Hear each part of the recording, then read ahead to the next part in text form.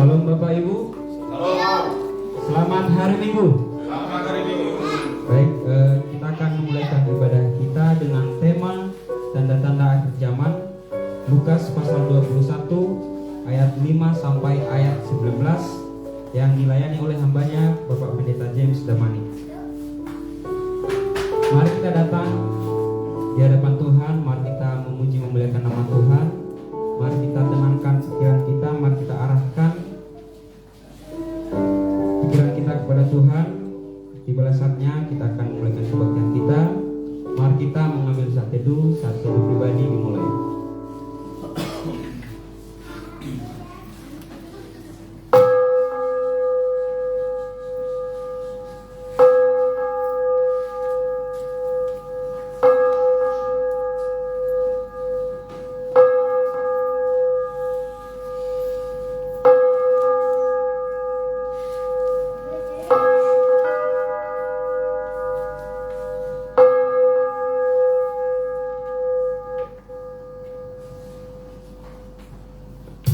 Mari kita angkat lagu pujian kita dari nyanyian Rohani Metodis nomor 22, kami puji dengan riang.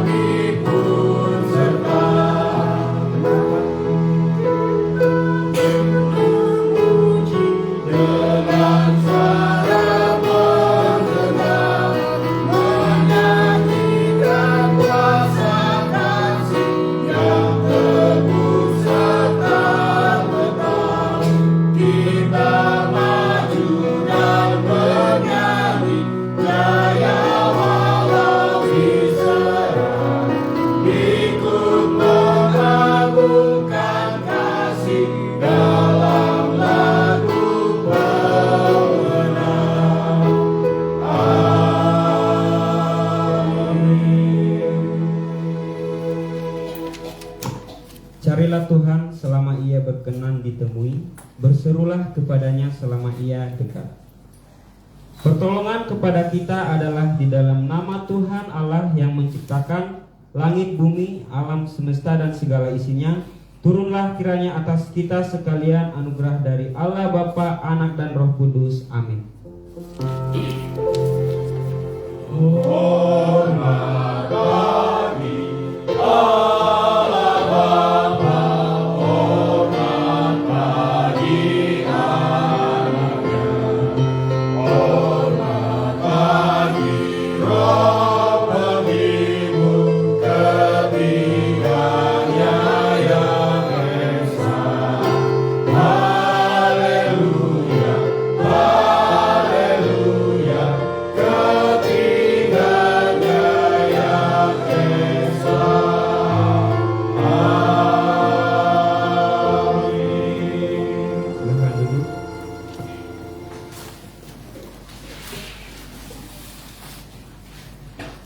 Bapak Ibu yang terkasih, tiba saatnya kita mengaku dosa di hadapan Tuhan.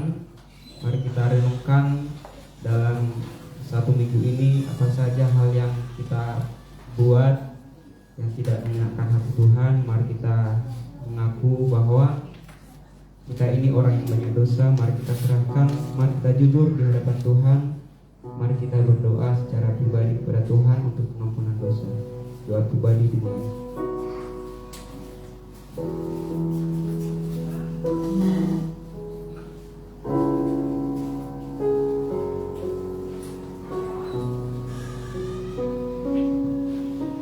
Mari kita bersama.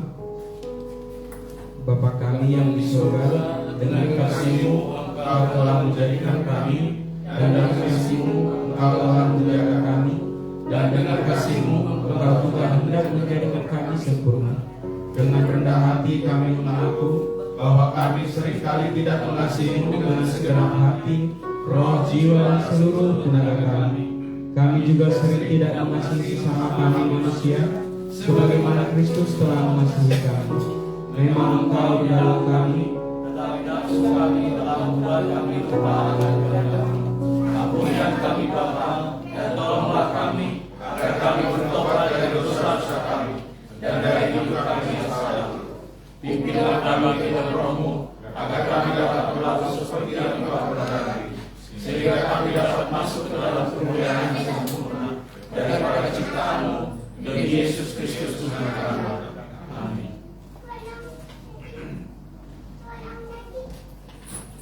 koyakkanlah hatimu dan jangan pakaianmu.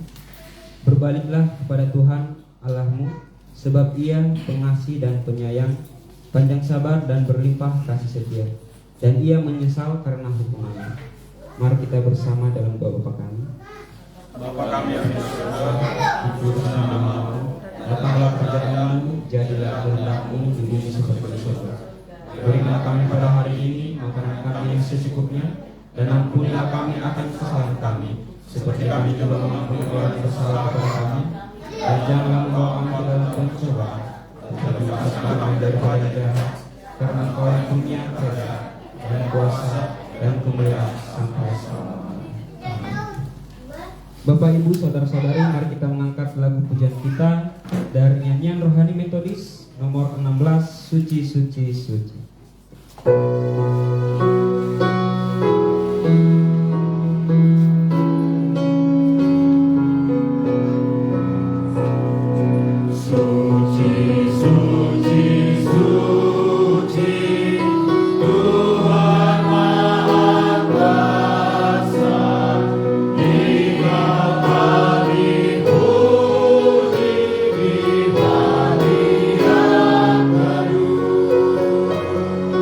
Suci,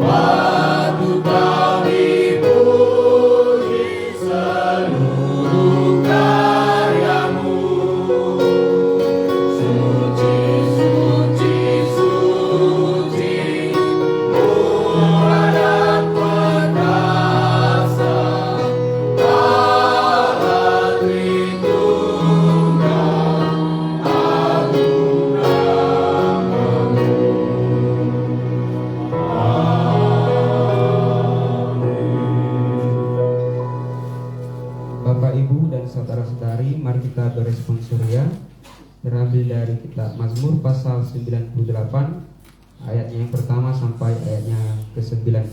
Saya akan membacakan ayat yang ganjil dan Bapak Ibu, saudara-saudari membacakan ayat yang genap, dan di ayatnya yang ke-9 nanti kita bersama-sama. Saat penyelamatan sudah dekat. Mazmur. Nyanyikanlah nyanyian baru bagi Tuhan, sebab Ia telah melakukan perbuatan-perbuatan yang ajaib. Keselamatan telah dikerjakan kepadanya oleh tangan kanannya, oleh lengannya yang kudus. Tuhan telah memperkenalkan keselamatan yang daripadanya, telah menyatakan keadilannya di depan mata bangsa-bangsa. Ia mengingat kasih setia dan kesetiaannya terhadap kaum Israel. Segala ujung bumi telah melihat keselamatan yang daripada Allah kita.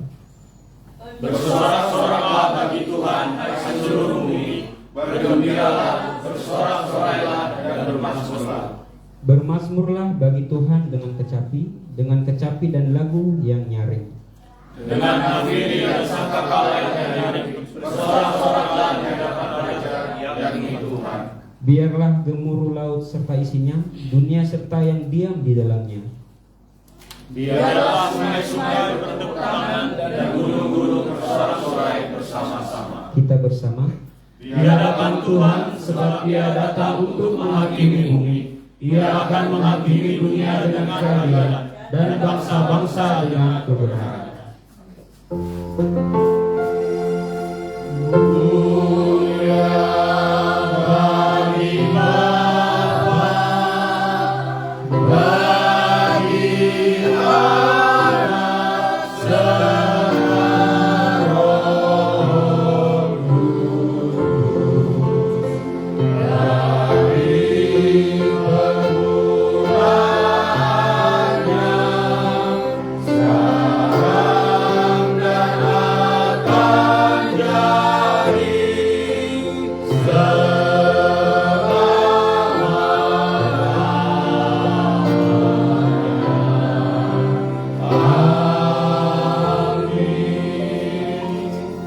Bersama dengan umat percaya, gereja di sepanjang abad dan tempat, kita mengaku pengakuan iman kita seturut dengan pengakuan iman Rasul. Aku percaya kepada Allah, Bapa yang Maha Kuasa, Khalik langit dan bumi, dan kepada Yesus Kristus, anaknya yang tunggal Tuhan kita, yang dikandung daripada Roh Kudus, lahir dari anak Maria, yang menderita sengsara di bawah pemerintahan Pontius Pilatus, disalibkan, mati dan dikuburkan, turun dalam kerajaan Allah, pada hari yang ketiga bangkit pula dari para mati, naik ke surga, duduk di sebelah kanan Allah, Bapa yang Maha Kuasa, dan akan datang dari sana untuk menghakimi orang yang hidup dan yang mati. Aku percaya kepada Roh Kudus, gereja yang kudus dan am, persekutuan orang kudus, pengampunan dosa, kebangkitan daging dan hidup yang kekal. Amin.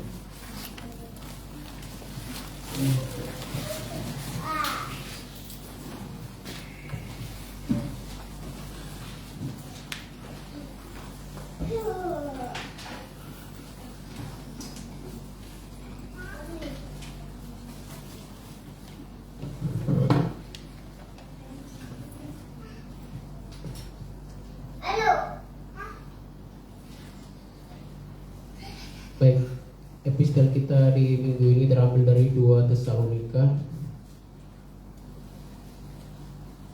pasal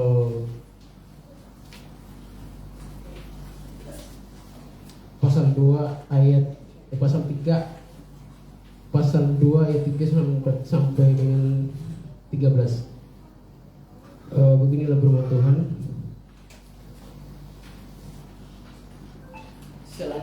Selanjutnya, saudara-saudara, berdoalah untuk kami supaya firman Tuhan beroleh oleh kemajuan dan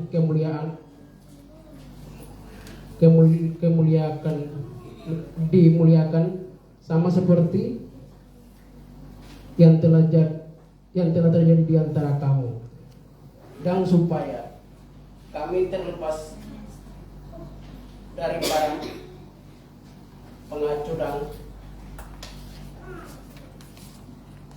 orang-orang jahat. Sebab bukan semua orang beriman, tetapi Tuhan adalah setia. Ia akan menguatkan hatimu dan memelihara kamu terhadap yang jahat, dan kami percaya dalam Tuhan bahwa apa yang kami pesankan kepadamu kamu lakukan dan akan kamu lakukan.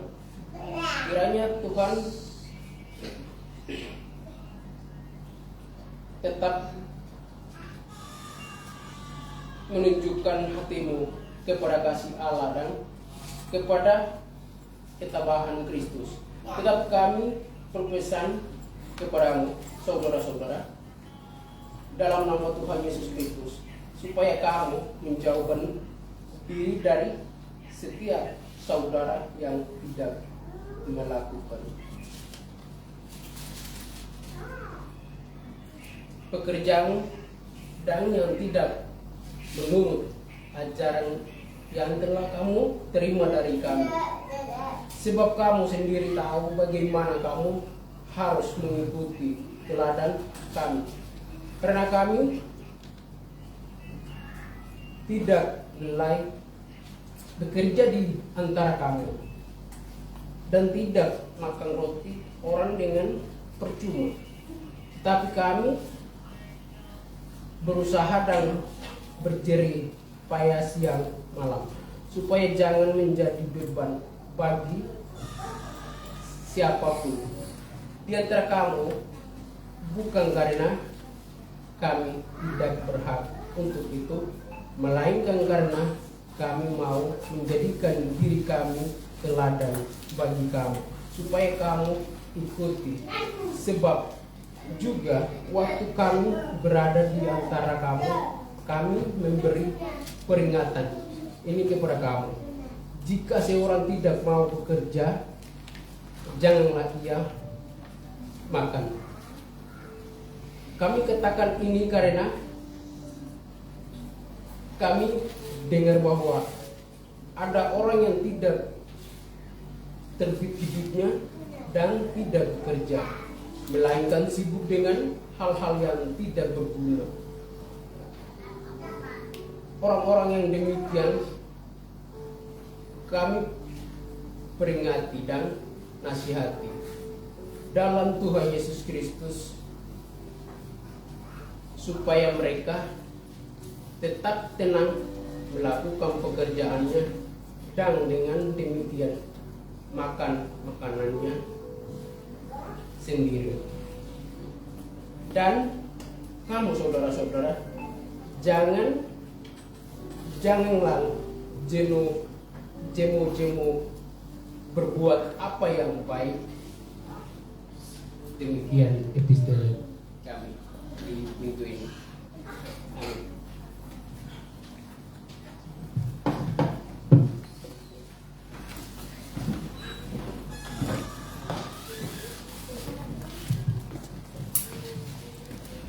Berbahagialah setiap orang yang mendengarkan firman Tuhan serta melakukannya dalam kehidupannya sehari-hari. Mari kita mendengarkan kesaksian Jian dari ketiga ini.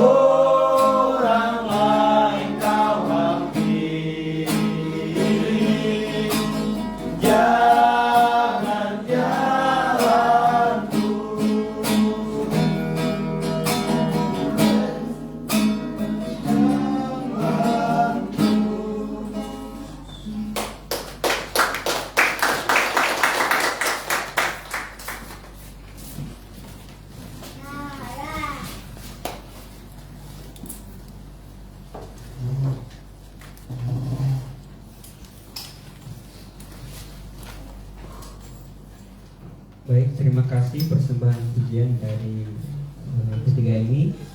Sekarang kita masuk pada warta jemaat.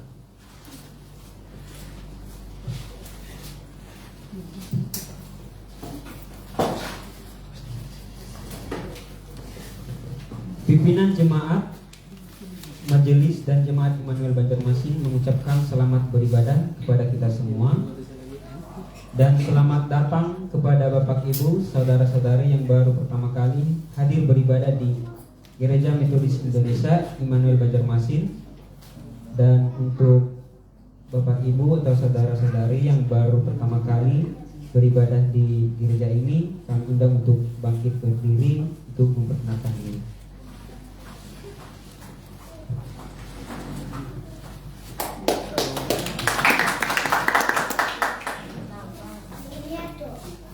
Ya, ini perkenalan ya. Shalom, Bapak Ibu yang terkasih Shalom. Tuhan. Shalom. Ya, perkenalkan nama saya Victor Angelino Hartaji. Saya dari Jawa Timur, dari Surabaya. Lama tinggal di Banyuwangi dan saya berkuliah di Sekolah Tinggi Teologi Aletheia Malang. Dan saat ini saya melayani di Meratus bersama-sama dengan Bapak Pendeta Erwin Daud di Yayasan MTD. Sekian perkenalan.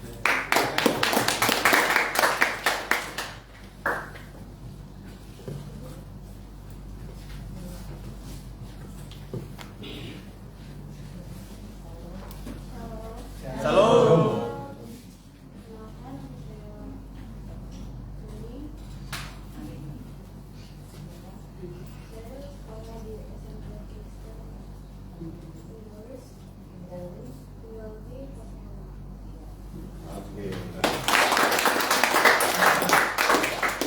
Oke, kami ucapkan selamat untuk Bapak Ibu, saudara-saudari yang telah bergabung di ibadah kita pada hari ini.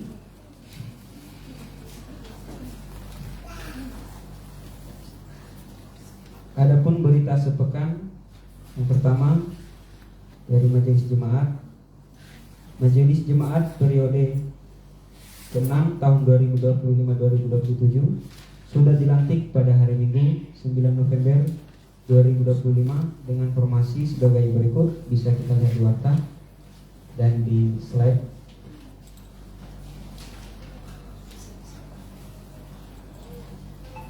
Dan tugas dan tanggung jawab Majelis Jemaat sudah dibagikan di WA Group Majelis.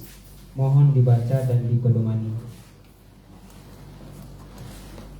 Panitia Kebaktian, terima kasih untuk pelayan firman Bapak Pendeta James Damanik dan semua tim pelayan yang bertugas pada hari ini. Tuhan Yesus memberkati.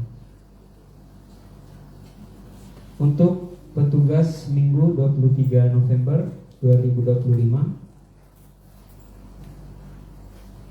pelayan firman Bapak Pendeta James Damanik, liturgis Saudari Maria Jessica Panggabean, pemandu pujian Melinda dan Rosalina, pemusik Siosen Damanik, pembaca epistel Saudara Anutu Nagea, doa syafaat Bapak Edward Hutagalung, persembahan Putri Panggabean, operator streaming Martin Luther Hu, operator LCD plus PPT Yupernilase, persembahan pujian PWMI dan P3MI, penyambut jemaat PWMI, dari Komisi Penata Layanan dan Keuangan. Kantung persembahan diedarkan 2 kantung untuk kas gereja. Persembahan ke depan adalah persepuluhan. Minggu ini adalah awal bulan. Mari kita mengantarkan persepuluhan kita ke rumah Tuhan dengan sukacita agar ada persediaan makanan di rumah Tuhan. Persembahan dan kehadiran jemaat Minggu 6 Oktober sampai Minggu 9 November 2025 dapat kita lihat di warta atau di slide.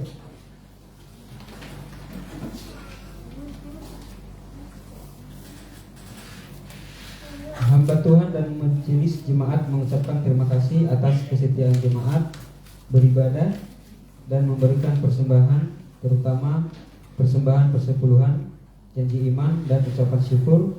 Tuhan Yesus memberkati persembahan Bapak, Ibu, saudara-saudari sekalian. Komisi Keanggotaan dan Evangelisasi. Hari ini setelah ibadah kita akan mengadakan kelas meeting serentak, menghimbau agar semua pimpinan CM berperan aktif. Yang ulang tahun di bulan November dapat kita lihat di warta atau di slide, dan jika ada anggota majelis yang berulang tahun di bulan November, mohon diinfokan ke Komisi Keanggotaan Ibu CLS Etiati atau Saudari Yuberni agar bisa diwartakan. Komisi Pendidikan Agama Kristen atau PAK gemar membaca Alkitab dapat kita lihat di warta, dan bisa wartanya dibawa pulang sebagai pedoman. Doa pagi setiap Sabtu pukul 6 sampai 7 di gereja, menghimbau kehadiran semua jemaat. Kehadiran doa pagi dapat kita lihat di warta. Pokok-pokok doa dapat kita lihat di warta.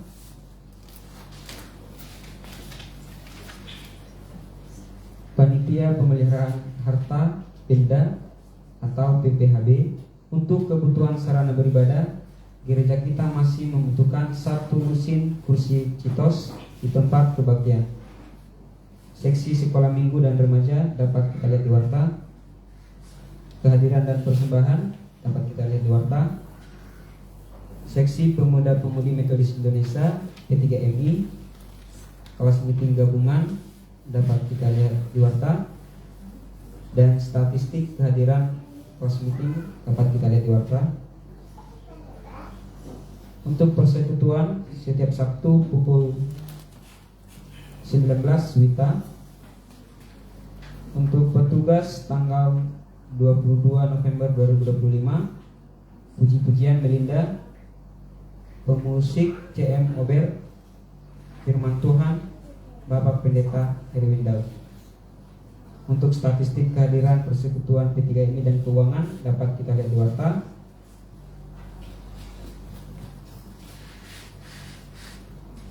Dan setiap Sabtu setelah persekutuan, gotong royong membersihkan gereja dan memasang kursi. Demikian warta kita.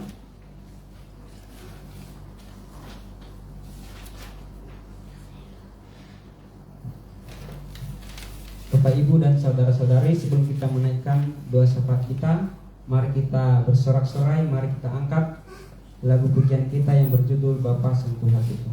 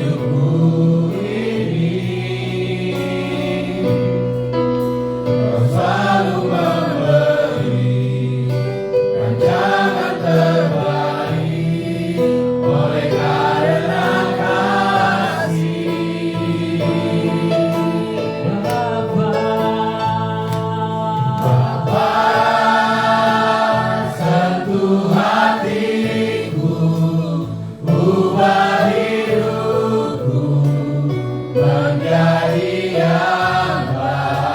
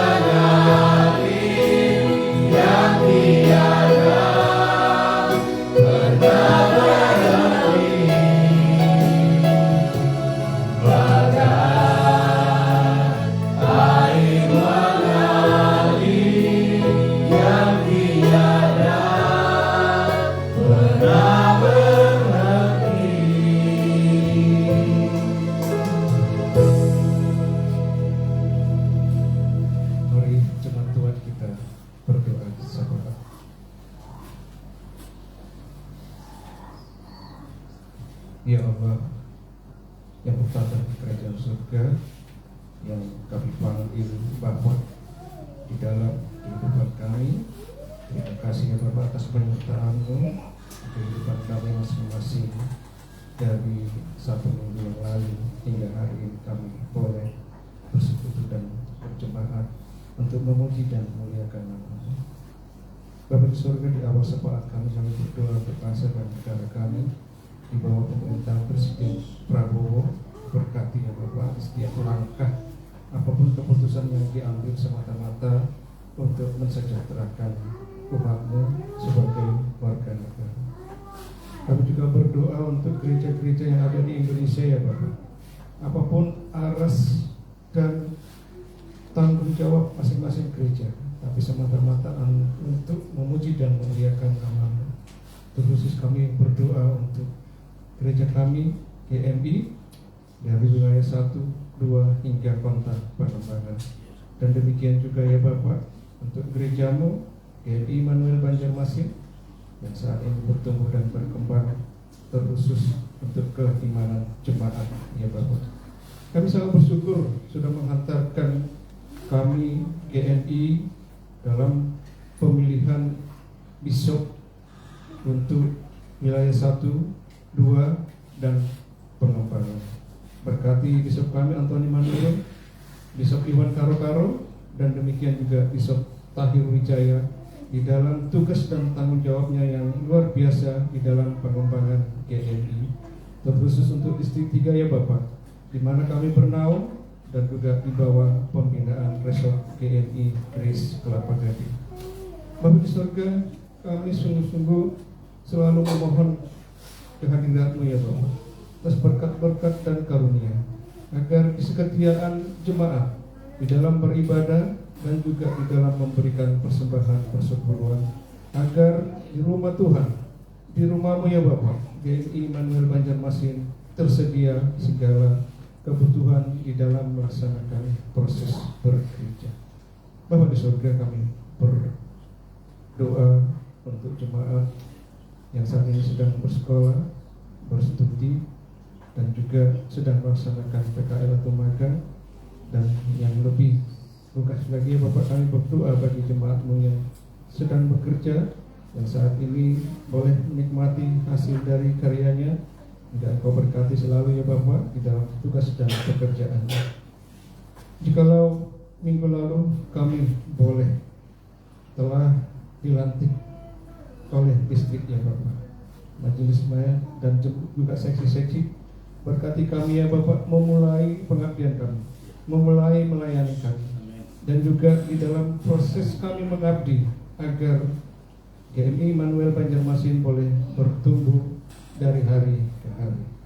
Bapa di surga, di dalam situasi yang saat ini sedang kami hadapi, kami yakin dan percaya yang terbaik Engkau akan karuniakan. Berkati Pendeta Erwin Daud ya Bapak di dalam memimpin panitia pengadaan lahan dan pembangunan gereja. Kami yakin dan percaya apapun pergulatan yang saat ini sedang terjadi, kami yakin dan percaya akan selalu ada solusi yang terbaik bagi berdirinya gereja-Mu GMI Immanuel Banjarmasin. Bapak di surga, tidak terasa kami juga saat ini sedang menatap bagaimana memuji kelahiran-Mu dan merayakannya. Berkati panitia yang akan menyiapkannya dan juga agenda-agenda yang telah disusun. Terkhusus ya Bapak, kami yakin dan percaya segala kendala terkhusus masalah dana akan kami atasi dengan sepenuh hati dan jemaat akan berpartisipasi. Bapak di surga, kami juga berdoa untuk jemaat yang berulang tahun di bulan November. Berkati ya Bapak, panjangkan usia sehingga boleh menjaga kesehatannya di dalam tahun-tahun ini ya Bapak, di dalam tugas dan pekerjaannya, di dalam sekolahnya, studinya, atau apapun yang saat ini mereka sandang ya Bapak. Bapak di surga, kami juga berdoa untuk jemaat-Mu yang saat ini sedang dalam kondisi sakit. Kami yakin dan percaya bahwa Saudara adalah tabib segala tabib. Berkati pengobatan yang saat ini sedang dijalani dan pulihkan agar boleh kembali beraktivitas sehari-hari, terkhusus di dalam memuji dan memuliakan nama-Mu. Bapak di surga, apapun pribadi kami sudah bersepakat kepadamu. Berkati kami seluruhnya ya Bapak, khusus jemaat GMI Immanuel Banjarmasin, agar di dalam langkah-langkah hidup kami hanya selalu bernaung kepada-Mu. Berkati kami ya Bapak, di dalam Yesus Kristus kami berdoa dan mengucap syukur. Haleluya, amin.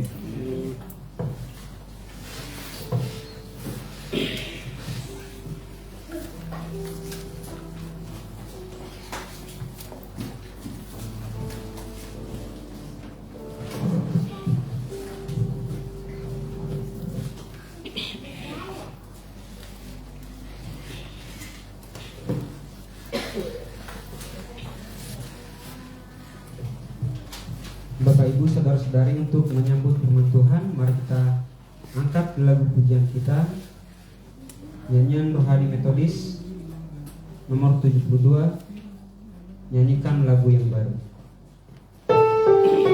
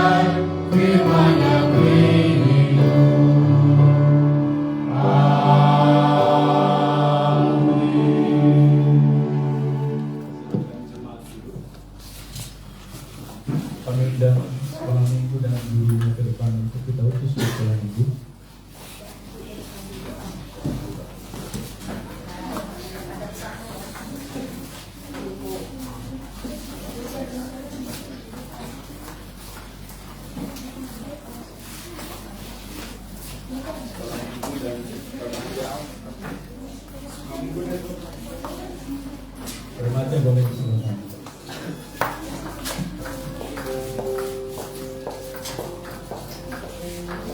Bapak Ibu, sebelum kita menerima firman Tuhan, kita juga sampaikan mereka adalah jemaat Tuhan. Mereka juga butuh firman Tuhan. Maka firman Tuhan disampaikan di sekolah minggu bukan pelengkap, bukanlah sekedar, tapi sama kualitasnya dengan di tempat umum. Sehingga di sana juga mereka akan menerima firman Tuhan sesuai dengan konteks mereka yang masih anak-anak. Sehingga sama kualitasnya. Di gereja metodis para pengajar ini mestinya adalah lay speaker. Dan kita sedang menuju proses ke tempat itu. Baik, kita berdoa. Bapa di surga, hamba-Mu dan bersama jemaat mengutus anak-anak sekolah minggu ini dan remaja belajar dan menerima firman Tuhan yang disampaikan guru-guru mereka, pengajar-pengajar mereka yang telah Engkau pilih, sehingga mereka mengalami juga berkat yang luar biasa seperti kepada jemaat dewasa. Hamba-Mu tumpang tangan kepada anak-anak ini di dalam nama Bapa, Anak dan Roh Kudus. Rangkullah mereka Tuhan sehingga mereka bertumbuh dalam Tuhan. Dan berkati berhikmat kepada para pengajar, terutama pengurus sekolah minggu, sehingga mereka dapat mengalami kuasa Tuhan ketika menyampaikan firman-Mu ini Tuhan. Kami rindu Engkau tambah-tambahkan terus sekolah minggu ini, dan melalui mereka juga bersaksi kepada banyak orang dimanapun berada. Kami utus mereka hari ini belajar firman Tuhan di dalam nama Bapa, Anak dan Roh Kudus. Dan kami juga menerima firman Tuhan yang sama di tempat ini. Dalam nama Yesus kami berdoa. Amin. Silakan.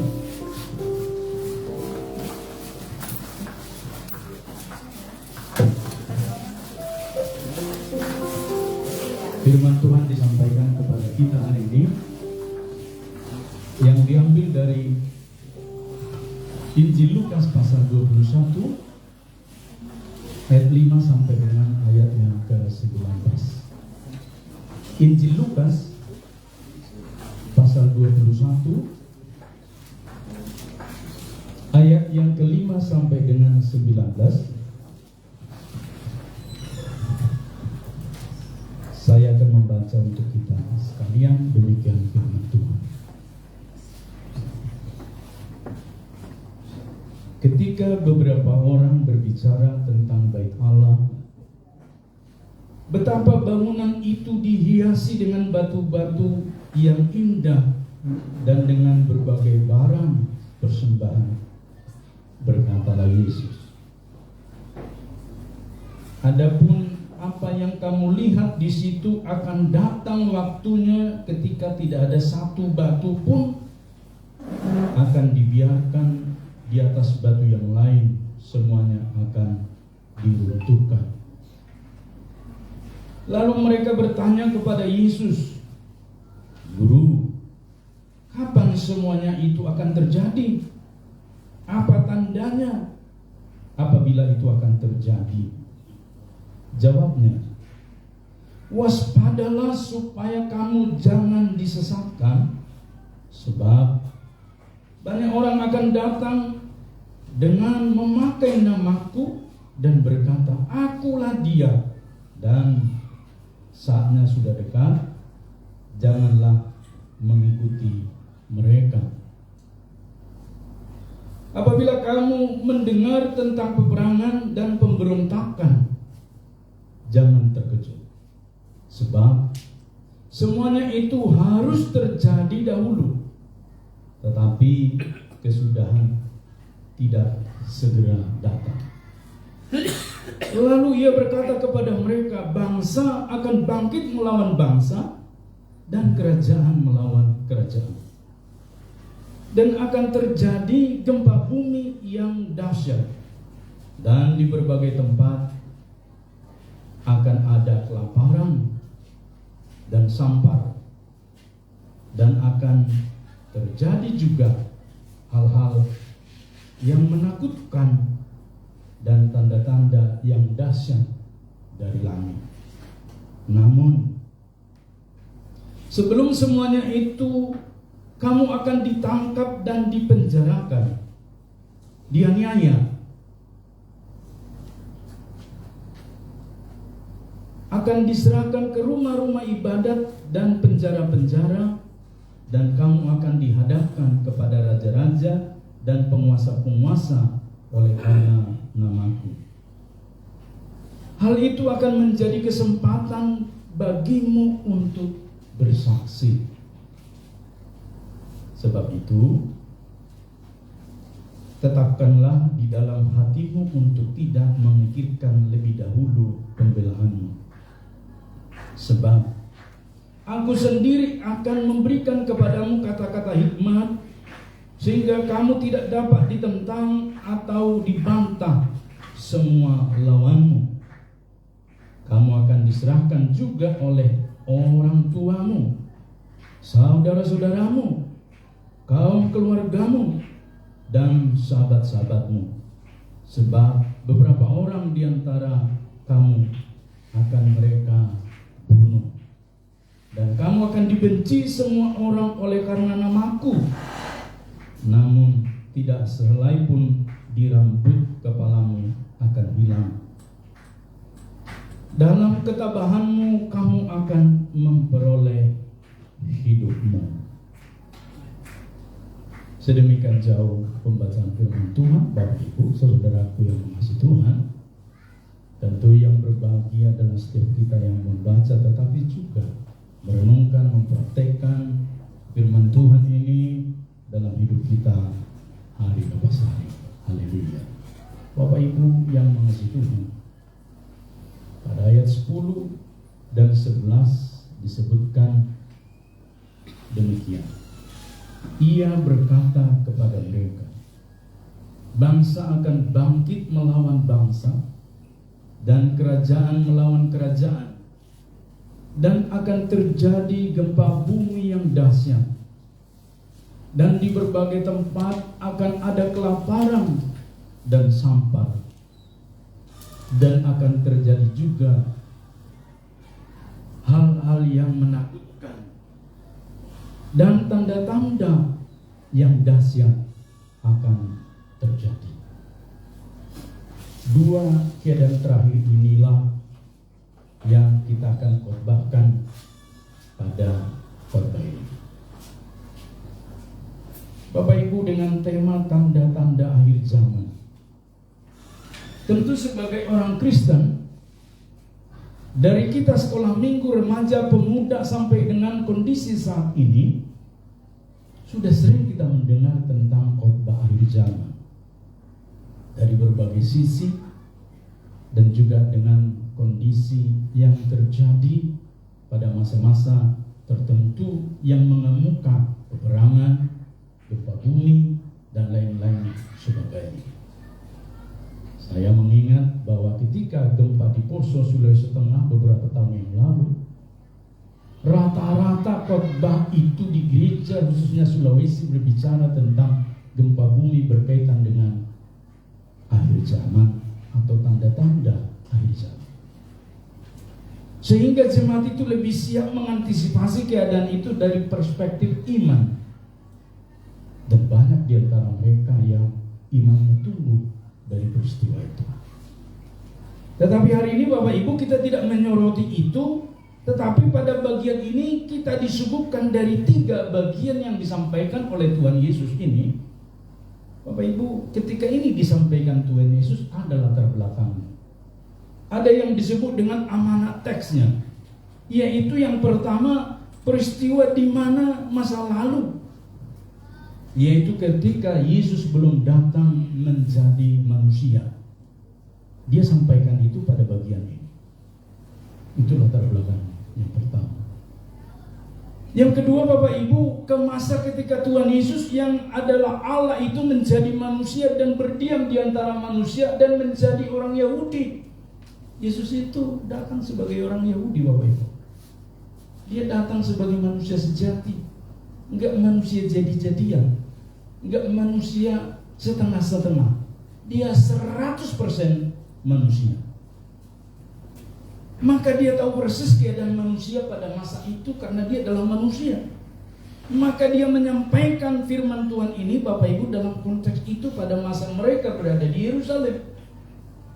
Dan yang ketiga Bapak Ibu, ketika Tuhan Yesus melihat peristiwa yang akan terjadi di masa depan, maka Tuhan Yesus memberitakan apa-apa yang akan terjadi ke depan, apa-apa yang akan ada kemudian. Maka Tuhan Yesus menyampaikan firman Tuhan ini.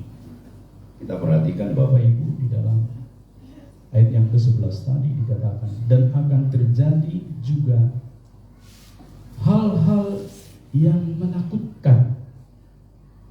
Apa yang menakutkan pada masa Tuhan Yesus? Apa yang menakutkan sesudah masa Yesus pada zaman pemerintahan Romawi? Apa yang menakutkan sesudah itu sampai ke masa kita hari ini? Satu saja ketakutan manusia Bapak Ibu. Ketakutannya adalah takut hidup susah dan menderita. Susah, menderita itu ditakuti. Tidak ada orang yang menyongsong ketakutan dan penderitaan disenangi menjadi gaya hidupnya. Bukankah supaya tidak susah dan menderita maka kita sekolah? Berharap tidak seperti orang tua kita. Kalau sama dengan orang tua kita, untuk apa kita sekolah tinggi-tinggi? Untuk apa kita menyeberangi pulau, menantang gelombang?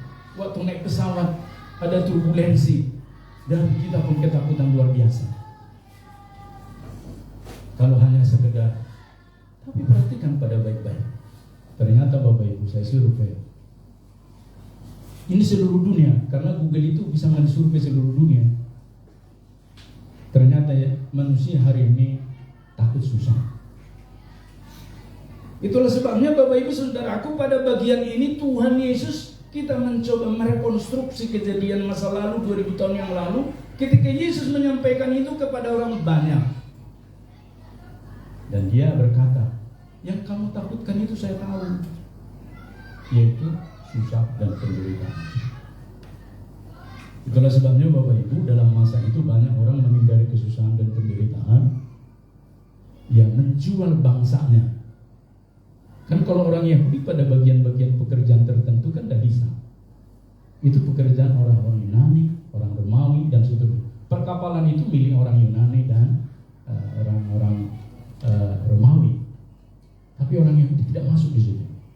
Itu sebabnya pada bagian-bagian kehidupan tertentu orang Yahudi tidak masuk, dan mereka acap kali sering menjual identitasnya demi supaya tidak hidup susah. Nah, Bapak Ibu Saudaraku, sama seperti beberapa orang ya, dulu di makan siantar itu di kota saya, kalau orang-orang Hokkien itu kan mereka memang diplot dari Cungpok sana untuk membuat makanan. Tidak ada pertukangan di situ. Oh, pertukangan itu orang Pontianak, saya tahu itu orang Kek gitu. Pertukangan, tukang kayu, tukang tanaman, tukang. Kalau di Siantar itu pasti mereka kuliner. Bapak Ibu Saudara, sejak kapan berubah? Sejak mereka di dalam Yesus. Maka mereka ngerti tidak berdosa ternyata melanggar leluhur jikalau mereka menjadi tukang kayu, topografir. Tidak berdosa, tidak melanggar leluhur jikalau mereka menjadi pedagang, pemborong, dan seterusnya. Bapak Ibu Saudaraku, pada bagian ini kan kelihatan sekali Yesus hendak membebaskan bangsa Yahudi dari kesusahan penderitaan yang mereka takutkan itu. Maka Bapak itu ketika berada di bait suci itu di Yerusalem, Yesus Bapak Ibu memberikan kepada mereka jalan keluar, mengantisipasi perkara-perkara yang akan datang. Sebab di dalam ayat 11 itu dikatakan, dan akan terjadi juga hal-hal yang menakutkan dan tanda-tanda yang dahsyat akan terjadi. Ini belum ada pada masa itu. Pada masa Tuhan Yesus menyampaikan itu, dan ketika orang banyak melihat bait suci yang didirikan oleh Salomo tapi kemudian juga dihancurkan, kemudian dibangun kembali Bapak Ibu pada zaman Ezra, dan kemudian megah sekali bait suci itu di Yerusalem. Tapi perhatikan, tidak berapa lama setelah peristiwa itu, tahun 70 sudah dihancurkan oleh orang-orang Romawi Bapak Ibu. Sehingga kita mengerti hari ini bahwa bangunan itu tidak ada lagi, dan hanya menyisakan tembok ratapan, satu saja tembok ratapan. Nah, oleh karena itu Bapak Ibu Saudaraku, ketika disebutkan adalah bagian yang ketiga, yaitu peristiwa-peristiwa sesudah Tuhan Yesus naik ke surga, dan untuk dunia dan manusia pada masa itu adalah sesuatu yang menakutkan.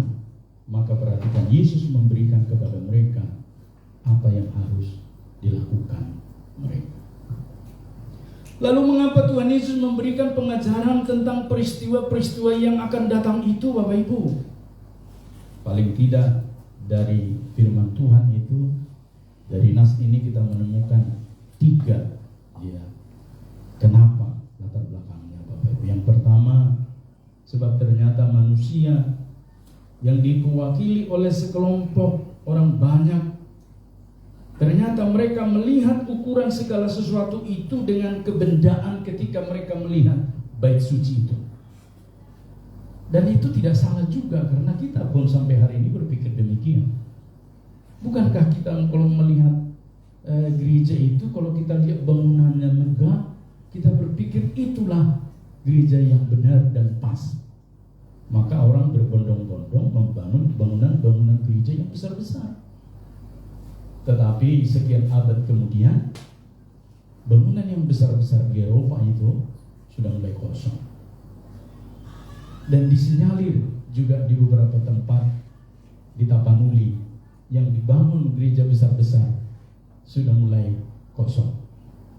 Bukan karena orang mau beli seperti di Eropa, tapi karena penduduknya merantau ke tempat lain. Tinggallah orang-orang tua, kakek nenek di sana, dan tidak ada lagi SDM. Maka suatu saat, untuk apalah gedung yang besar-besar itu? Benarlah perkataan Tuhan Yesus. Terus di sini aku akan mendirikan jemaatku, kata Tuhan Yesus kepada Petrus. Batu karang di atas batu karang, itu kan orang. Tuhan membangun gerejanya sebab kebendaan itu akan bisa sirna, berlalu, dan tidak lagi ada yang menggunakannya. Sama seperti rumah-rumah ya. Sebelum Pulau Samosir itu di Sumatera Utara jadi satu kabupaten, ada rumah saudara kami di sana sudah sampai rumah tradisional itu, sudah habis atapnya, sudah habis dindingnya, dan bukan hanya itu. Satu kampung itu yang isi rumahnya itu bisa 30 rumah, paling ditempati 2 saja. Lalu kemana yang lain? Semua anak cucunya merantau, ketaruh di berbagai tempat. Mungkin ada di Banjarmasin ini, tapi itu tidak terpelihara. Itu kebendaan. Itu kalau tidak ada yang menggunakan, maka sia-sia.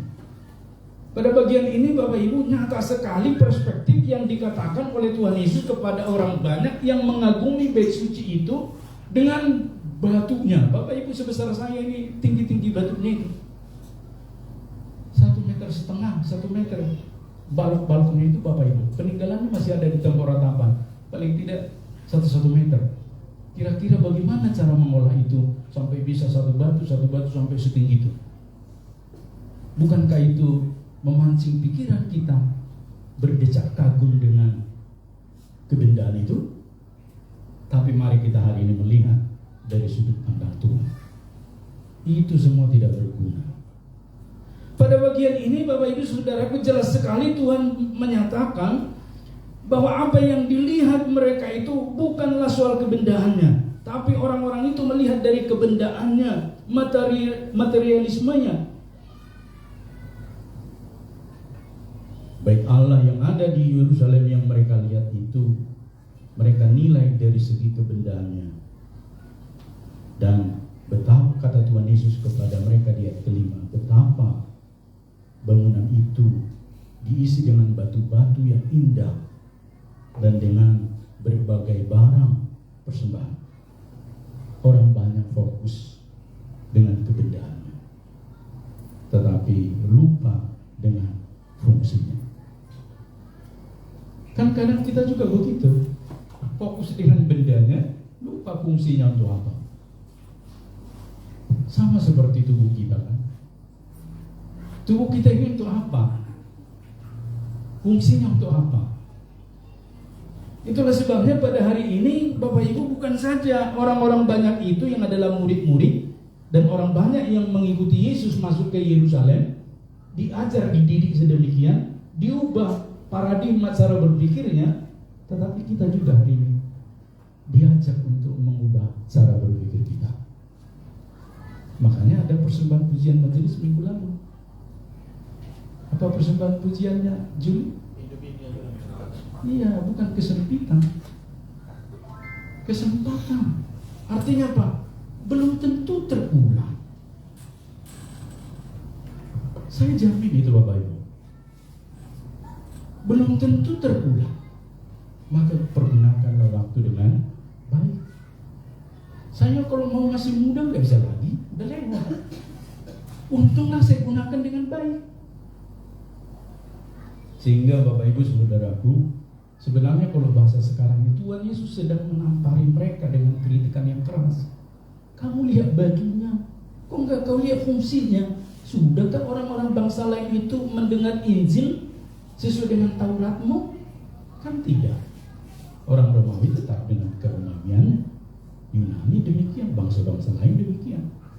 Padahal fungsi bait Allah itu adalah supaya banyak orang menjadi proselit, dibawa ke dalam rumah Tuhan.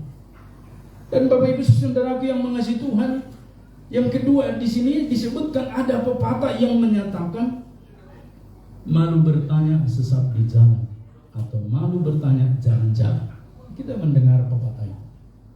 Tepat seperti orang banyak itu Bapak Ibu. Sehingga sangat tepat kita memahami perkataan Tuhan Yesus tentang munculnya penyesatan. Ayat ke-8 dan 9 mengingatkan agar waspada terhadap penyesatan. Tuhan Yesus ke ujuk-ujuk berubah dari membahas gedung bait Allah, kok sekarang jadi penyesatan? Apa hubungannya gitu loh? Ternyata kita melihat di sana Bapak Ibu, bahwa ternyata akhir zaman itu pasti ada, akhir dari segala sesuatu itu ada, bahkan ribuan tahun sebelumnya. Kalau dikutip dari Salomo sudah disampaikan oleh Raja Salomo, untuk segala sesuatu ada waktunya. Keren ya? Untuk segala sesuatu ada waktunya. Bahasa sekarang, bahasa posmo, kaum milenial, Gen Z. Ada orang, ada zamannya, ada zaman, ada orangnya. Zaman sekarang bukan zaman saya, sudah lewat, post. Maka zaman sekarang diperlengkapi untuk gen yang akan datang. Maka Bapak Ibu Saudaraku, sekalipun saya pendeta tua, saya selalu berupaya apa yang terjadi dengan anak-anak muda ini. Apa yang terjadi dengan generasi-generasi ini, tanpa kita kehilangan prinsip konservatif dari firman Tuhan. Kita tetap tulakan. Contoh, sekolah minggu. Sekolah minggu itu Bapak Ibu bukan sekedar, ya, bukan sekedar pelengkap. Adanya sekolah minggu kalian metodis ada, bukan sekedar kualitasnya harus sama di sini dengan di sana. Maka di metodis kita berterima kasih kepada Bapak Gereja kita John Wesley. Dia memikirkan jauh ke depan. Maka pengajar-pengajar sekolah minggu itu diberi jabatan LS, lay speaker, pengkhotbah awam. Bapak Ibu Saudaraku, jadi guru-guru itu pengkhotbah awam. Maka berlakulah prinsipnya, khotbahkanlah hidupmu, hidupilah khotbahmu. Itu prinsip metodis. Saya masih ingat waktu kita dilantik menjadi guru Injil. Hidupilah khotbahmu, siap. Khotbahkanlah hidupmu, siap. Dan maka kau siap 3 hal. Siap berkhotbah, siap mati, siap dipindah, 3 hal. Siap. Saya selalu siap Bapak. Nah Bapak Ibu Saudara, kita demikian juga dengan jemaat. Siap mengkhotbahkan hidup kita. Oh, saya kan tidak pendeta. Oh, hidup kita harus dikhotbahkan Bapak Ibu. Demikianlah yang dipesankan kepada kita hari ini, sesuai dengan pesan yang disampaikan oleh Tuhan Yesus kepada konteks pada masanya, agar mereka memahami bahwa akhir zaman pasti ada. Orang ateis mengatakan tidak ada. Oh, kemarin dengan hari ini sama, dulu sama, Orde Baru lama sama zaman Soekarno, Orde Baru zaman Soeharto sama. Apa yang beda? Ada beda. Dulu TV-nya cembung hitam putih, sekarang TV-nya flat. Sekarang TV-nya ada di handphone kita, bukan? Semua berubah Bapak Ibu. Nah, perubahan ini harus kita maknai dalam perspektif kata Tuhan Yesus. Semua fungsinya yang penting, bukan soal kebendaannya, termasuk HP kita. HP saya cukup jadul Bapak Ibu. Samsung, saya nggak tahu ini Samsung generasi berapa. Sampai saya sendiri pun sudah bosan memakainya. Tapi saya kangen terus dengan handphone saya. Karena saya lihat ketika saya butuhkan dia ada. Dan seterusnya. Fungsinya yang penting, bukan kebendaannya. Maka harga diri saya tidak ditentukan oleh HP saya. Oh, apa HP-mu Pak Pendeta? HP apa yang paling keren? Ibu. Iya, bukan saya yang ngomong Bapak Ibu ya. Kalau orang melekatkan harga dirinya pada bagian itu, hari ini harus bertobat sesuai dengan kata Tuhan Yesus kepada orang-orang banyak. Maka pernah di acara P3 ini, adakah yang punya jam tangan? Katanya ada. Siapa di sini yang memakai jam tangan sudah mati tidak hidup? Saya pikir tidak ada Bapak. Ternyata ada satu orang itu. Sudah lama mati? Sudah. Berapa lama? 2 bulan. Jam tangan mati dia pakai masih 2 bulan. Jadi untuk apa fungsinya? Kira-kira apa fungsinya? Mau lihat jam? Oh, peristiwa 2 bulan lalu yang direkam. Gak ada. Berarti hanya gaya-gayaan. Mari hari ini tinggalkan gaya-gayaan itu. Ya, ini sejak saya semenjak saya jadi di Jakarta Pusat sampai hari ini. Ya, dikasih salah seorang majelis dijahitkan sampai hari utuh. Bagi saya bukan persoalan itu, tapi fungsi. Amin Bapak Ibu. Kita mahasiswa, fungsinya apa? Kita sarjana, fungsinya apa? Kita bekerja, fungsinya apa? Kalau kita bekerja meresahkan orang tua, mending berhenti bekerjanya. carilah yang membuat orang tua senang. Ya. Oleh karena itu saya selalu mengajarkan para P3M ini, para pemuda kita, kuliah oke saja, tapi bekerja juga harus, supaya tahu arti uang. Sama seperti yang dikritik Tuhan Yesus. Uangnya berapa?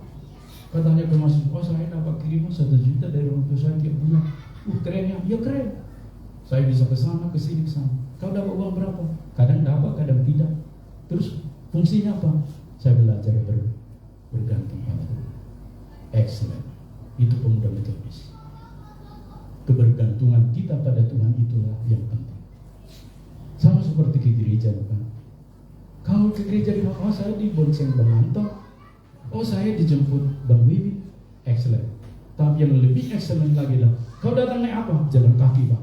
Berapa lama? Wah, setengah jam, Pak. Sampai saya istirahat sekali di jalan di Suparman. Waktu istirahat itu, haus sekali. Saya bawa Tupperware. Wah, lebih excellent.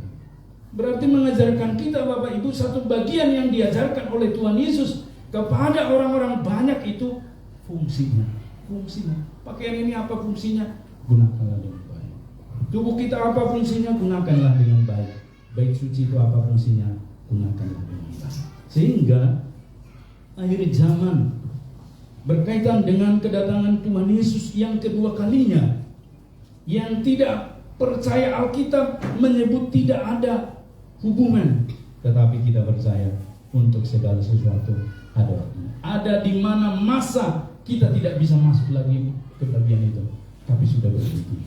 Oleh karena itu Bapak Ibu Saudaraku, pada bagian yang ketiga dari amanat teks ini disebutkan di sini, sebab manusia cenderung lupa akan arti kesementaraan. Kesibukan dunia membuat manusia lupa hal yang prinsip, yaitu untuk segala sesuatu ada masanya. Untuk apapun di kolom langit ini ada masanya. Maka Bapak Ibu ketika dipercaya menjadi pengurus majelis, yes, lakukan dengan luar biasa. Ketika Tuhan memberikan kita kesempatan pekerjaan, yes, kerjakan dengan baik. Ketika Tuhan memberikan kita kesempatan ada keluarga, yes, jaga dan rawat keluarga dengan baik. Sehingga hari ini kita memahami kita bukanlah kelompok orang-orang banyak itu, sudah berbeda dari orang banyak itu. Sehingga ayat 12 sampai 19 dikatakan di sana, keadaan kesementaraan diri diisi oleh rupa-rupa kesulitan hidup. Ayat 12 sampai 19 itu kesulitan. Tapi bagi kita orang percaya diajarkan kesulitan itu adalah anugerah. Tidak semua orang berkesempatan hidup dengan penderitaan. Tapi ketika menerpa kita itu adalah bagian yang merupakan satu karunia kepada semua kita. Ketika Tuhan Yesus menyampaikan 3 hal ini, Bapak Ibu, mari kita lihat lebih jauh pengajaran Tuhan Yesus itu dan peristiwa-peristiwa yang akan datang yang disebutkan tanda-tanda akhir zaman kepada setiap orang percaya, khususnya kepada kita warga gereja hari ini, mengingatkan kita hidup di dalam iman yang akrab, intim dan karib dengan Tuhan. Amin Bapak Ibu. Jadi kalau berbicara tentang akhir zaman, apa pentingnya bagi kita? Pentingnya bagi kita adalah hiduplah kita dengan iman yang intim, akrab dan karib dengan Tuhan. Persoalannya seberapa? Sudah kapan terakhir kali kita intim akrab dengan Tuhan? Pak Pendeta, kok intim akrab dengan Tuhan ada periodenya? Iya, kalau kita tidak bersama Tuhan. Kenapa sangat penting Bapak Ibu? Sebab ada 3 hal disampaikan dari ayat ini kepada kita. Yang pertama, bahwa semua akan mengalami akhir zaman, yaitu kematian. Jadi ternyata Bapak Ibu saudaraku yang mengasihi Tuhan, kenapa kita harus akrab dengan Tuhan? Sebab kita akan mengalami akhir zaman yang disebut dengan kematian. Jadi ternyata kematian itu juga adalah akhir zaman bagi orang itu. Lalu apa keadaan ini dimasukkan Tuhan Yesus kepada orang banyak pada masa itu? Tentu Tuhan Yesus menyampaikan ini karena mereka tidak paham bahwa apa yang ada itu suatu saat akan berhenti. Mereka yang berhenti. Kebendaan itu mungkin masih ada, tapi mereka berhenti. Betul kan? Rumah yang dibangun kakek saya masih ada, ditempati ayah saya, direnovasi ayah saya, dan ditempati oleh saudara saya sekarang di kampung. Tapi yang membangun merenovasi tidak ada lagi. Akhir zamannya sudah sampai kepada mereka dua generasi itu, bendanya masih ada. Ini berbeda dengan yang pertama tadi. Kalau yang pertama tadi bendanya tidak ada, kalau ini bendanya ada, tapi orangnya tidak ada. Karena apa? Ada air zaman. Mengajarkan kita hari ini Bapak Ibu, kebendaan ini akan kita tinggalkan. Maka orang Indonesia kan banyak pepatah ya. Saya senang sekali di budaya Indonesia. Disebutkan kalau gajah mati meninggalkan, saya lupa ya, belang ya, gading ya, ya. Berarti masih konsen lah ceritanya. Kalau harimau mati meninggalkan belang. Kita kalau misalnya dipanggil Tuhan, apa yang kita tinggalkan Bapak? Nama bukan? Sama seperti kakek dan nenek ayah saya, ditulis di sana nama kakek saya, di bawahnya ditulis nama ayah saya. Nanti di situ nama saya juga yang ketiga, Bapak Ibu. Tapi suatu saat kan saya juga akan pergi. Tetapi nama itu jauh lebih penting Bapak Ibu saudaraku, sehingga mengingatkan kita kepada Tuhan Yesus bahwa Dia telah berbicara 2000 tahun yang lalu kepada banyak orang bahwa kematian itu akan datang, akhir zaman itu akan datang secara personal. Ayat 12 sampai 17, kematian oleh karena kelemahan fisik jasmani. Kelemahan fisik jasmani yaitu dari luar, misalnya aniaya, dan dari dalam, yaitu sel tubuhnya tidak lagi meregenerasi tubuhnya. Jangan bawa pikir kita tidak sedang dalam kondisi mati loh. Karena ada sel kita tidak lagi meregenerasi, maka itulah yang disebut dengan tua. Kenapa rambut saya ada putih? Karena sel rambut tidak meregenerasi pigmen hitam, maka ada uban. Dan mati dia di situ pada bagian-bagian tertentu. Maka saya kalau memandang kakek nenek orang tua, saya salut ya, ada bintik hitam di wajahnya. Berarti dia sedang hidup dalam proses menua bersama dengan Tuhan. Jadi bukan harus dicari skincare untuk menghilangkan itu. Tidak perlu.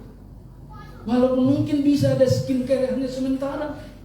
Sama seperti uban tadi. Beberapa orang kan dicat rambutnya.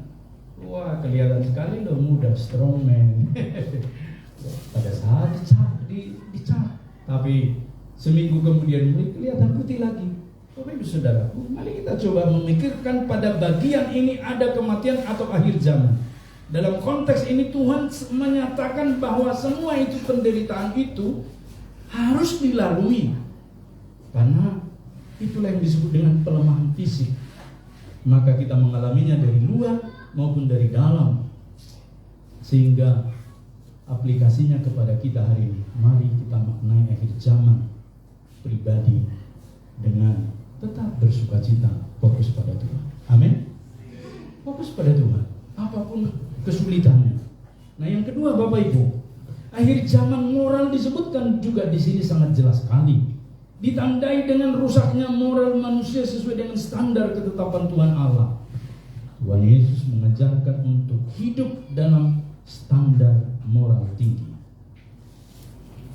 Menghadapi kenyataan yang dijelaskan Tuhan Yesus pada ayat 12, moral manusia sudah sangat rendah Bapak. Seperti apa? Di ayat 12. Namun sebelum semuanya itu, kamu akan ditangkap dan dianiaya. Kamu akan diserahkan ke rumah-rumah ibadah dan penjara-penjara, dan kamu akan dihadapkan kepada raja-raja dan penguasa-penguasa oleh karena Tuhan, oleh karena Yesus. Terjadi enggak? Terjadi. Hari ini kita nggak usah urai satu persatu, medsos sudah menjadi dokumennya. Di mana-mana oleh karena nama Yesus menghadapi kesulitan-kesulitan. Tapi masa iya kita ikut dengan mereka sekalipun kesulitan, kita tetap aja bersama dengan Tuhan kita untuk menyikapi moral yang rendah. Ini Bapak Ibu, Tuhan Yesus memberikan tips akan masuk ke dalam level moral yang tinggi. Jadi Tuhan Yesus memberikan tips. Kalau ada di sekitar kita moralnya rendah Bapak Ibu, menganiaya, mengganggu dan segala macam, Tuhan Yesus memberi tips. Apa dikatakan tipsnya ayat 13? Tolong mimin baca ayat 13. Wah, sudah banyak yang membuka menutup Alkitabnya. Bapak Ibu kalau lagi khotbah buka Alkitabnya sama seperti saya terbuka Alkitabnya. Ya, yang buka Alkitab di sana, siapa di samping? Hal itu akan menjadi kesempatan bagimu untuk bersaksi. Iya. Ternyata ini moral yang tinggi yang diajarkan Tuhan. Jadi ternyata kalau ada orang-orang di sekitar kita begitu, ini kesempatan bagimu untuk bersaksi. Wah, saya kaya pengalaman dengan hal-hal ini. Jadi artinya Bapak Ibu saudaraku, kita akan melihat seperti apa orang-orang di sekitar kita memang begitu. Jangan heran, kok begini dia? Ya memang begitu. Kan iblis kan mencari teman. Kan dia nggak mau sendiri nanti di akhir zaman. Dia akan memperbanyak gerombolan. Dan kita Bapak Ibu saudaraku tentu tidak mau di sana. Kita ada pada pikiran yang telah ditetapkan Tuhan. Hal itu akan menjadi kesempatan bagimu untuk bersaksi. Jadi saksikanlah gaya hidup bersama dengan Tuhan. Dengan kata lain Bapak Ibu, untuk melawan orang-orang yang memiliki moral yang rendah hanya dengan cara bersaksi. Moral yang tinggi kepada mereka yaitu membawa Tuhan dan mendemonstrasikan Tuhan Yesus kepada mereka. Dengan kita berdiri saja sebenarnya mereka sudah melihat seperti apa kita hidup bersama dengan Tuhan. Jadi jangan fokus pada kebendaannya, tapi fokus kepada Tuhan Yesus. Yang ketiga Bapak Ibu, ternyata setiap orang percaya yang adalah gereja membutuhkan ketabahan. Tabah artinya menerima kenyataan dan berjuang atas kenyataan itu. Jangan berhenti pada menerima kenyataan Bapak Ibu ya. Misalnya nih, kalau ada mahasiswa nih, kan sering ya, orang tua kan bisa terlambat mengirim logistik apa uang ya, pastilah. Kan bukan seperti air uang itu mengalir. Ada masa-masanya gitu ya. Kesulitan di kampung-kampung itu pasti ada Bapak Ibu. Saya dulu juga tidak mengerti, tapi ketika saya menjadi orang tua saya mengerti. Ternyata sulit. Ya. Itulah sebabnya dikatakan tabah artinya terima kenyataan itu. Tapi bukan berarti Bapak Ibu Saudara dalam kesulitan-kesulitan kita sebagai anak-anak Tuhan dimanapun berada, khususnya di jemaat, kita juga harus berjuang atas kenyataan itu. Berjuang. Apa yang bisa kita lakukan? Apa yang dilakukan oleh seseorang Bapak Ibu? Dia berdoa, lalu dia bekerja. Maka saya setuju orang itu labora itu. Jadi jangan berdoa saja. Berbuat apa? Nggak ada. Oh iya, itu kan kasus khusus Bapak Ibu. Orang yang berdoa saja Tuhan berikan jalan keluar, ya mujizat itu ada. Betul. Ada kasus khusus. Tapi juga kasus umum adalah kita bekerja.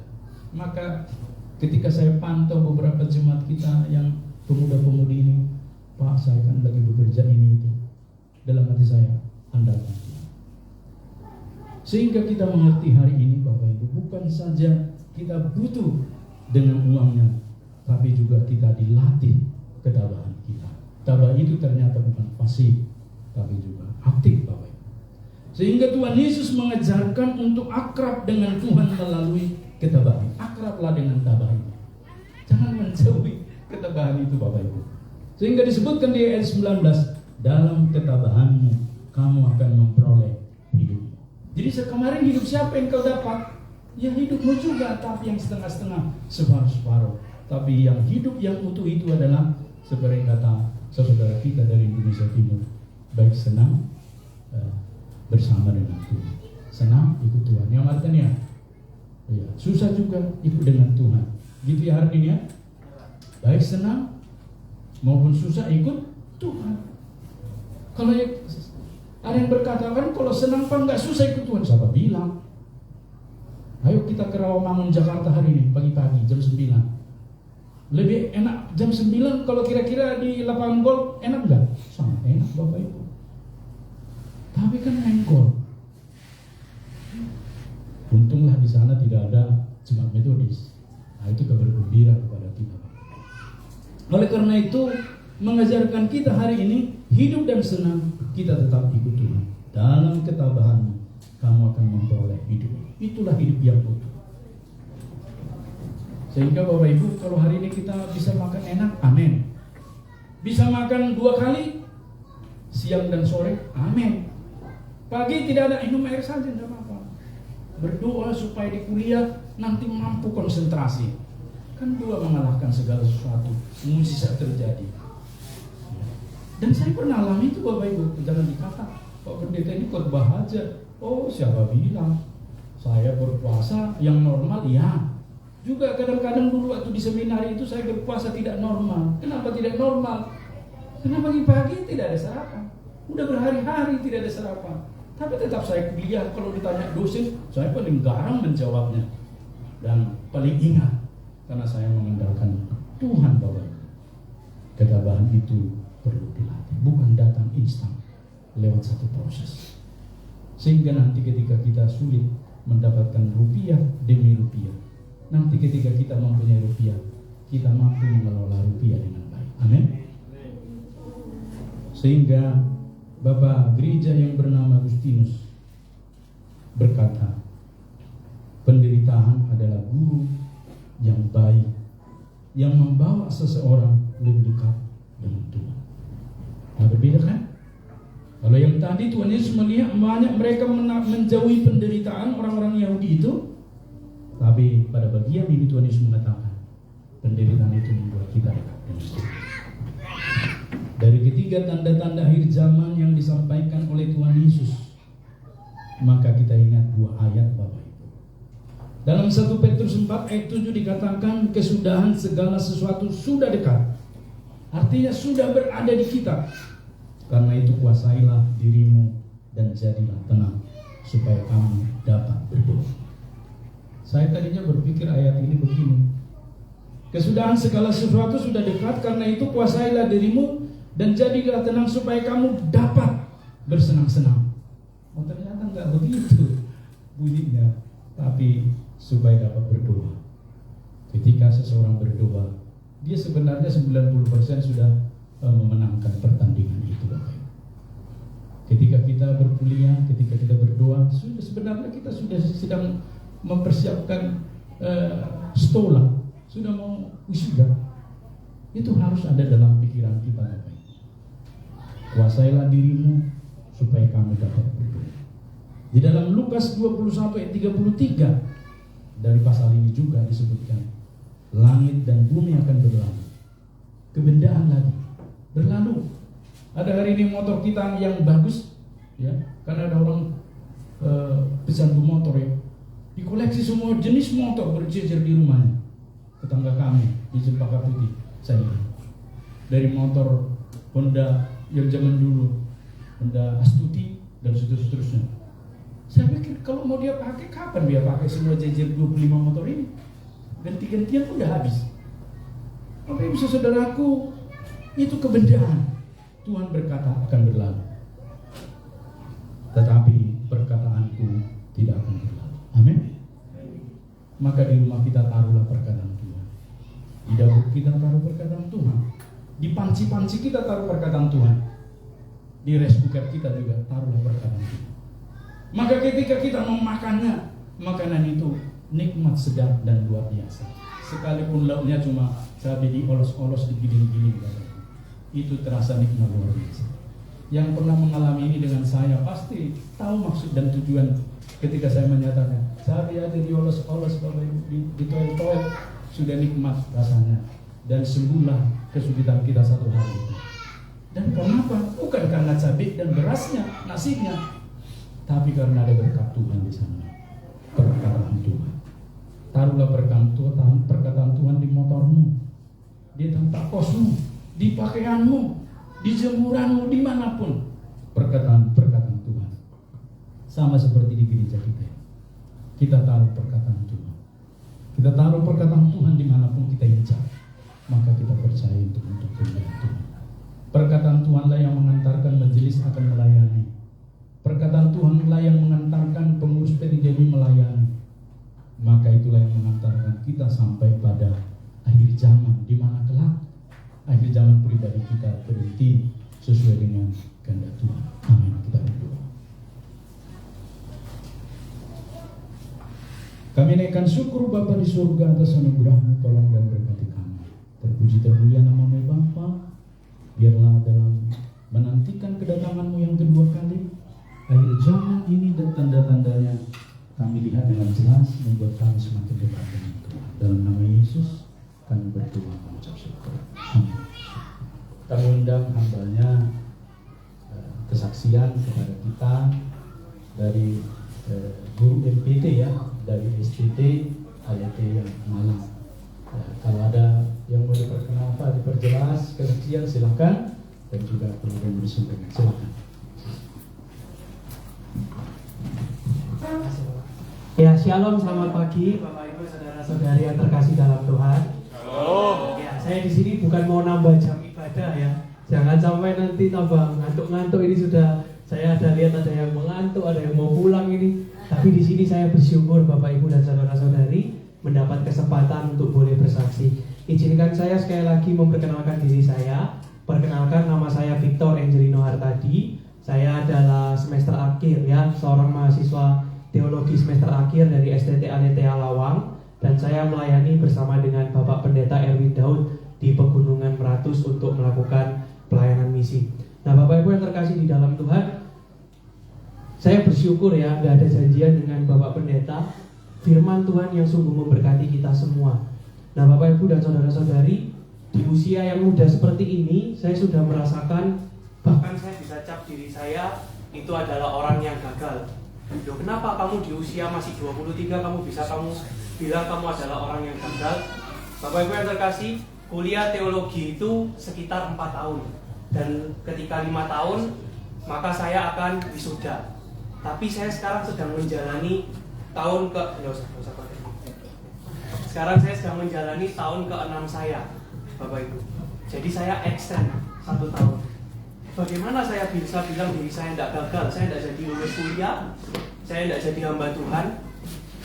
Bapak Ibu yang terkasih, saya gagal hanya karena kesalahan yang menurut banyak orang mungkin kecil. Apa itu? Main game, Bapak Ibu. Hanya karena main game di tempat pelayanan waktu itu di Semarang, saya gagal. Saya tidak menjadi orang yang wisuda dengan tepat waktu, tidak menjadi hamba Tuhan yang menjadi contoh. Itu semua karena apa? Secara garis besar karena kehidupan kita telah gagal fokus. Ya, seperti yang dikatakan oleh Bapak Pendeta. Fokus di dalam kehidupan kita. Nggak hanya saya sebagai seorang mahasiswa teologi, seorang yang kuliahnya teologi, tetapi juga teman-teman yang kuliah secara sekuler, Bapak Ibu di dalam pekerjaan, mungkin di dalam keluarga juga. Fokus hidup kita adalah Tuhan Yesus. Bapak Ibu yang terkasih di dalam Tuhan, seperti yang dikatakan tadi ya, di dalam Lukas pasal 21 ayat 13, yaitu firman Tuhan yang sungguh mengingatkan saya bahwa hidup kita, kesempatan kedua, itu semua ada di tangan Tuhan. Dan usaha hidup kita ketika kita sungguh-sungguh berfokus hanya kepada Dia. Dan ketika kita semakin mengenal Tuhan, ya seperti di dalam Filipi pasal 3 yang dikatakan oleh Paulus, tetapi apa yang dahulu merupakan keuntungan bagiku, sekarang kuanggap rugi karena Kristus. Malahan segala sesuatu kuanggap rugi, karena pengenalan akan Kristus Yesus Tuhanku lebih mulia daripada semuanya. Oleh karena Dialah, aku telah melepaskan semuanya itu dan menganggapnya sampah, supaya aku memperoleh Kristus. Ketika kehidupan kita fokusnya itu yang duniawi, yang sementara, yang fana, itu semua hanyalah sampah, Bapak Ibu. Tetapi ketika kita dalam pekerjaan kita, kalau bahasa Bapak Pendeta tadi ya, perkataan Tuhan yang tidak akan pernah lalu itu yang kita letakkan dalam makanan kita letakkan dalam panci kita, di dalam seluruh detail kehidupan kita, maka kita akan beroleh kehidupan kekal. Tidak ada yang fana, tidak ada yang sampah, bahkan hidup kita tidak akan mengalami yang namanya kegagalan demi kegagalan. Bapak Ibu yang terkasih di dalam Tuhan, bukan berarti ketika saya kuliah teologi maka hanya saya saja, mungkin Ibu Novi juga yang sudah pernah kuliah teologi, maka fokus hidup kami berdua aja yang mengarah kepada Tuhan Yesus. Tidak. Setiap kita yang percaya kepadanya, maka kehidupan kita, fokus dan tujuan hidup kita adalah menyaksikan kebaikan Tuhan yang telah terjadi hari demi hari di dalam kehidupan kita. Jadi hari ini Bapak Ibu, melalui kesaksian yang saya sampaikan, kiranya setiap kita mungkin yang masih muda yang merasakan yang namanya kegagalan, ada mungkin orang-orang tua yang sudah dewasa yang gagal di dalam pekerjaannya. Apakah mungkin fokus hidup kita yang salah? Bukan hidup kitanya, tetapi fokus hidup kita. Apakah kita sudah sungguh-sungguh mengarahkan hidup kita untuk memuliakan Tuhan? Amin. Terima kasih untuk kesempatannya. Tuhan Yesus.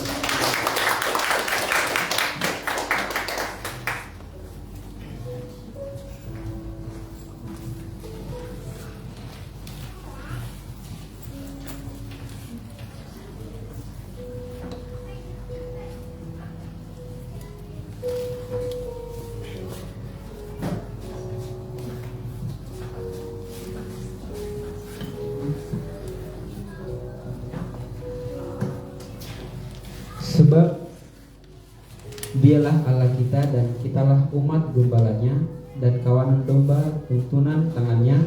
Pada hari ini sekiranya kamu mendengar suaranya, janganlah keraskan hatimu seperti di Meribah, seperti pada hari di masa di padang gurun. Baik, jika ada Bapak Ibu, saudara-saudari yang rindu untuk menyampaikan kesaksian pujian, dipersilahkan. Jika tidak ada, mari kita kumpulkan persembahan kita. Firman Tuhan kepada kita, bawalah seluruh persembahan persepuluhan itu ke dalam rumah perbendaharaan, supaya ada persediaan makanan di rumahku, dan ujilah aku, firman Tuhan semesta alam, apakah aku tidak membukakan bagimu tingkap-tingkap langit dan mencurahkan berkat kepadamu sampai berkelimpahan. Bapak Ibu saudara-saudari, mari kita angkat lagu pujian kita, nyanyian rohani metodis 144, Ku heran Allah mau memberi. Aku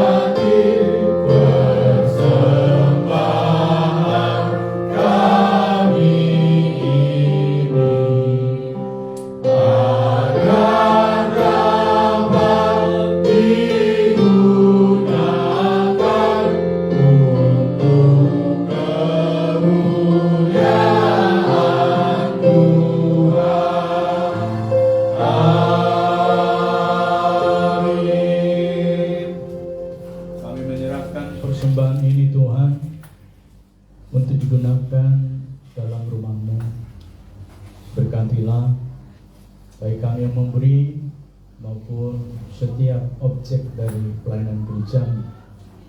Secara khusus berkatilah setiap tangan yang menyerahkan persembahan mereka, baik persembahan untuk kas gereja maupun persembahan untuk persepuluhan yang diantar ke depan. Kau sucikan, kuduskan, berkati sebagai meterai yang menjaga yang ada pada jemaat. Tuhan memberkati, menolong sehingga kami semua sehat, sehingga jemaatmu juga terus diberkati, tidak berkekurangan suatu apapun juga, dan semakin mengalami kasih karunia Tuhan yang berkelimpahan. Kami serahkan gerejamu dalam segala progres pelayanan, beri hikmat kepada majelis secara khusus penata layanan dan bendahara menata kelola, sehingga semuanya cukup. Kami serahkan semua dalam tangan kuasa Tuhan. Terimalah persembahan kami ini Bapa, yang kami serahkan alaskan hanya di dalam nama anak-Mu Tuhan Yesus Kristus, Tuhan dan Juru Selamat kami yang hidup. Amin.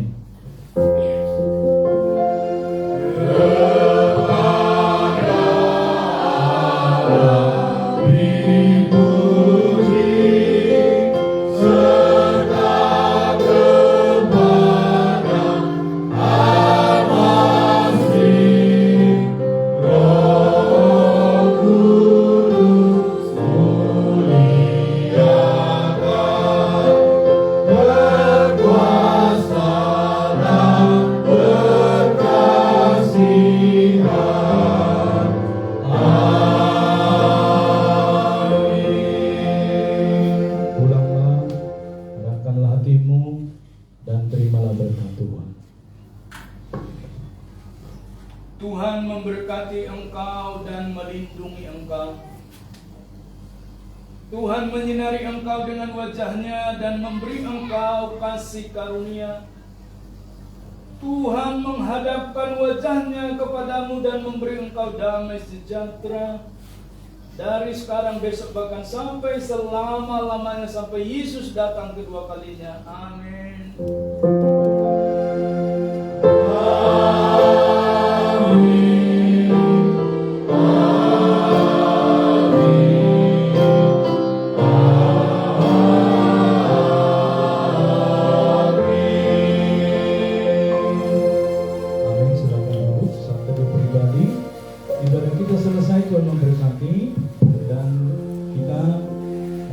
Bersama-sama ke depan karena kita langsung berkelas meetingnya. Kami serahkan kepada rekan botangan. Tidak ada rekan botangan. Oke, baik, langsung saja Bapak Ibu, seperti biasa P3MI sebelah sini, PWMI di belakang, P3MI perempuan di sebelah kiri saya,